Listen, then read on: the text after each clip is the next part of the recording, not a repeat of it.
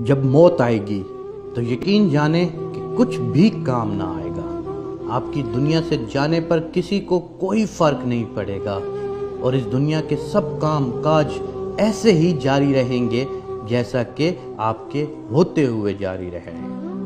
آپ کی ذمہ داریاں کوئی اور لے لے گا، آپ کا مال وارثوں کی طرف چلا جائے گا اور آپ کو اس مال کا حساب دینا ہوگا۔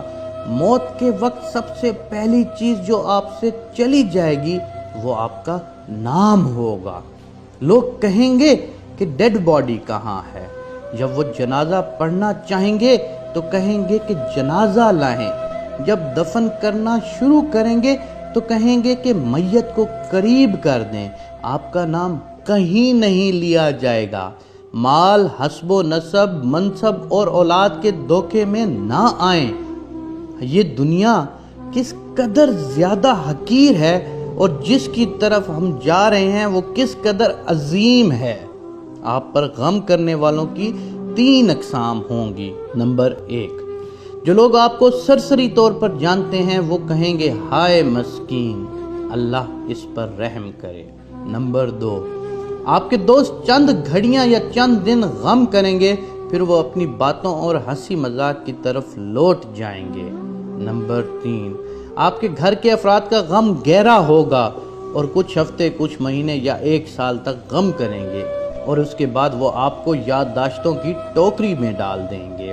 لوگوں کے درمیان آپ کی کہانی کا اختتام ہو جائے گا اور آپ کی حقیقی کہانی شروع ہو جائے گی اور وہ آخرت ہے۔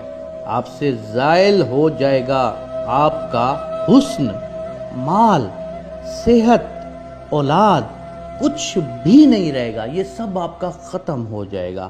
آپ اپنے مکانوں اور محلات سے دور ہو جائیں گے۔ شوہر بیوی سے اور بیوی شوہر سے جدا ہو جائے گی۔ آپ کے ساتھ صرف آپ کا عمل باقی رہ جائے گا۔ یہاں یہ سوال پیدا ہوتا ہے کہ آپ نے اپنی قبر اور آخرت کے لیے ابھی سے کیا تیاری کی ہے؟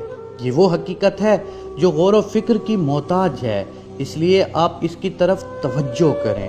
فرائض، نوافل، پوشیدہ صدقہ، نیک اعمال، تہجد کی نماز اور اچھے اخلاق کی طرف شاید کہ نجات ہو جائے۔ مرنے والے کو اگر دنیا میں واپس لوٹایا جائے تو وہ صدقہ کرنے کو ترجیح دے گا۔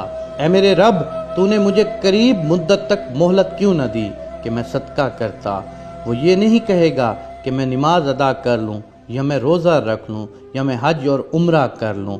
علماء کہتے ہیں کہ میت صرف صدقے کا ذکر اس لیے کرتی ہے کیونکہ وہ اپنی موت کے بعد اس کے عظیم اثرات دیکھتی ہے، لہٰذا زیادہ سے زیادہ صدقات، خیرات اور ثواب جاریہ کے کام کریں۔ اور بہترین چیز جس کا آپ ابھی صدقہ کر سکتے ہیں اور وہ آپ کے وقت میں سے 10 سیکنڈ ہے، آپ خیر خواہی اور اخلاص کی نیت کے ساتھ اس ویڈیو کو دوسروں تک پہنچائیں، کیونکہ اچھی بات کہنا بھی صدقہ جاریہ ہے۔ اگر آپ اس ویڈیو کے ذریعے لوگوں کو یاد دہانی کروانے کی کوشش کریں گے تو قیامت کے دن اسے اپنے ترازو میں پائیں گے۔ اور نصیحت کیجئے، کیونکہ یقیناً نصیحت ایمان والوں کو نفع